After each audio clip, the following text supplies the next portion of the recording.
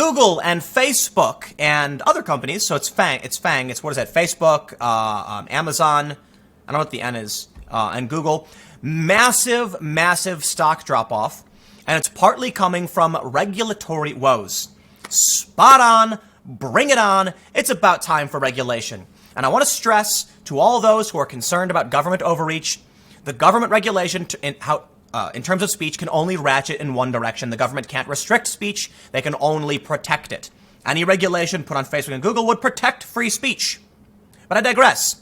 These companies are out of control, they're too big, they're dangerous, they're unaccountable, and no, I will not live under the boot of a massive tech monopoly whose allegiances aren't to the country I live in, and funnel their money overseas to hide and pay almost nothing in taxes. We have a couple stories here, and I do have another update on the YouTube front we may get to, but let's read the story. Facebook, Google, regulatory woes erode $137 billion from FANGs. A wave of antitrust probe headlines on Facebook Inc. and Google parent Alphabet just yanked about $137 billion from FANG stocks' market values.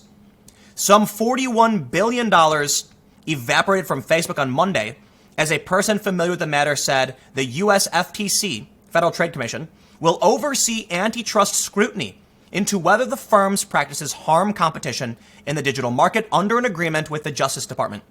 That added to early morning losses as the group was hammered by a report the Justice Department was preparing an antitrust investigation into Google.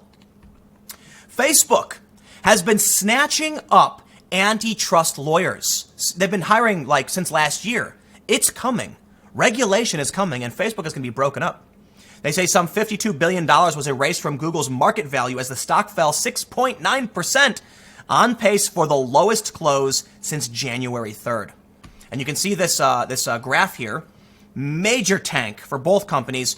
Regulation is coming. Now, before we read on, go to timcast.com/donate. If you'd like to support my work, there's a monthly donation option, a crypto option, a physical address. But of course, if you just like and comment on the video, share the video, the engagement really helps. Just interacting with the video. YouTube, likes that. And subscribe if you haven't already.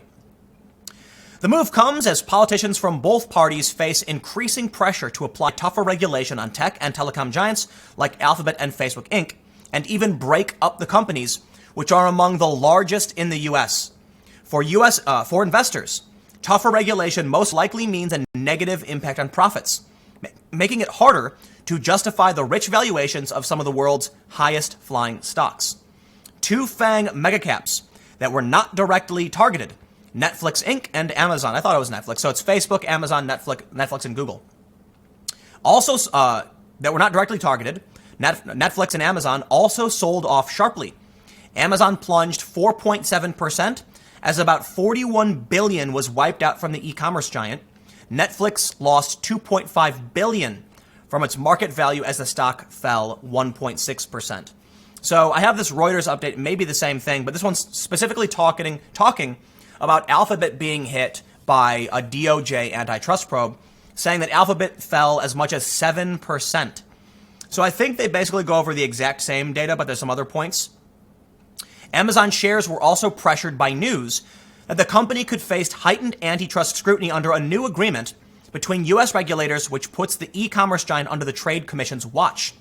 Everscore ISI analyst Kevin Rippey cut his price target on the Alphabet stock by 50 to 1,200. The second, so dropping $50 to 1,200. The second lowest on Wall Street and well below the median price target of 1,350.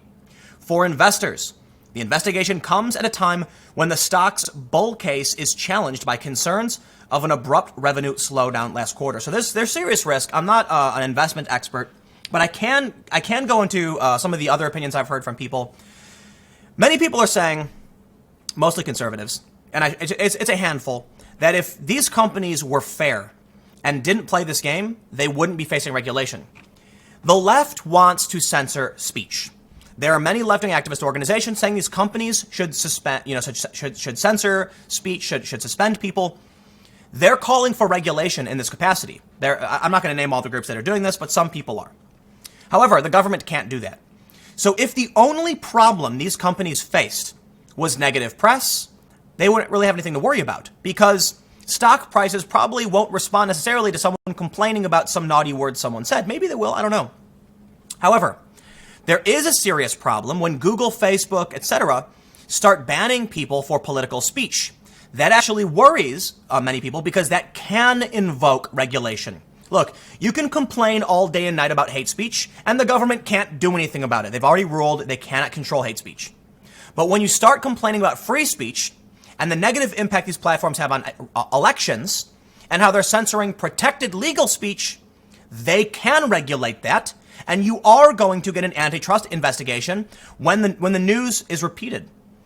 Russia manipulating our elections, censoring speech. Think about this. These companies are losing massive money. And I'll tell you why.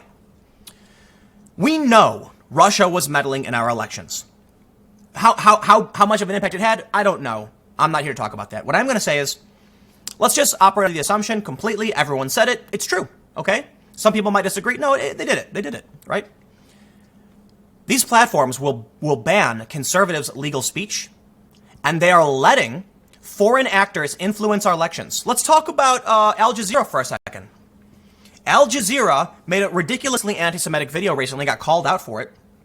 Al Jazeera Plus, government-funded news, produces ridiculous amounts of woke propaganda in the U.S. Somewhat anti-American, anti-cop, police brutality stuff. This is a government actor producing propaganda in the U.S. for the far left. So, yeah, we have a serious problem with foreign governments influencing our elections and our culture. What does Facebook do? Twitter, we'll use Twitter for an example. Meghan Murphy, she tweets men aren't women. What happens? She gets suspended. That's against the rules. Well, she's Canadian, but you get the point. There are conservatives in this country, United States, who have said things that are completely legal and protected speech, but are against the terms of service of a massive platform. They get suspended. However, there are many people who post insane conspiracy far-left woke nonsense on Facebook, and they get promoted, and they make money.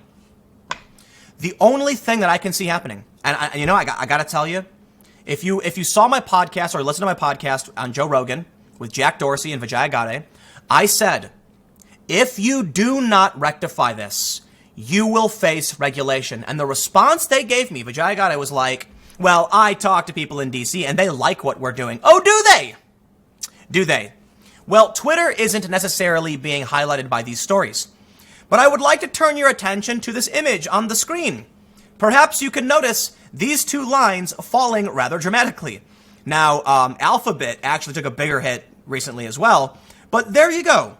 You want to tell me that people in Washington, D.C. like what you're doing? Sure, maybe some of them. But I assure you, regulation is coming. Antitrust is coming. And because of it, they just lost a ton of money. $137 billion loss. Because you couldn't just play by the rules. And you know what? It's tough, I'll admit. I do think Google does a better job.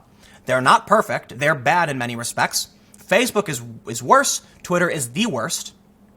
But these companies were so scared of the cry bullies at BuzzFeed and Vox and Huffington Post that they suspend people who don't actually do anything illegal or wrong, by their standards of breaking the terms of service, but legal speech. They are biased against a certain group of people. And look, it's not a debate. It's not, okay? If there's a rule that says you can't misgender people, well, you've just basically threatened every conservative with being banned because conservatives think misgendering is nonsense. And this is the result. So if they don't get their act together, then you can see their money is going to get wiped out. But, I've said this before, if these companies can withstand the maelstrom of cry-bully nonsense from these dying digital outlets, then perhaps we won't have as big of a problem in terms of censorship and a free speech crisis in the future. There have been many videos on YouTube that have, said offensive things, and YouTube's left them up. In fact, there are overt white nationalists on YouTube who aren't taken down. They just have their videos restricted in some capacity, and not even all of them, just some of their videos. Twitter, on the other hand, just bans you. And Facebook claims Paul Joseph Watson is one of these people and bans him too. But YouTube allows you to stay. So I think YouTube is better. But the point is, the only reason they ban people is because of media pressure. Oliver Darcy said it himself. Alex Jones was taken out due to media pressure. What happens when these companies that are dying are gone? Facebook, Google, Alphabet will start, kicking back up. People will be allowed back on the platforms. However, we need scrutiny for these companies, okay? Unfortunately, there's no real scrutiny. There's just partisan actors trying to take out their political rivals. If we have nothing and no journalism, I'm concerned these companies are getting too big. So you know what? Bring on the regulation. Take a hit. We'll leave it there. I don't want to ramble on this one. I'm going to leave it. Thanks for hanging out. Stick around. Next video will be tomorrow at 10 a.m. on this channel for those who are listening on the podcast. Every day at 7 p.m. And I will see you all next time.